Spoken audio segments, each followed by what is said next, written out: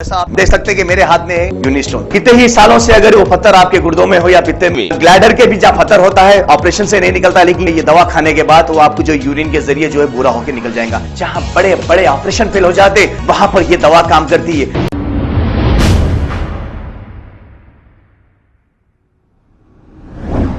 अस्सलाम वालेकुम नाजरीन, 7H न्यूज सच को रखे आपके आगे। Sanathnagar law and order police की जानिब से बेगमपेट ब्रिज के पास व्हीकल चेकिंग की गई है। आइए देखते हैं ये रिपोर्ट।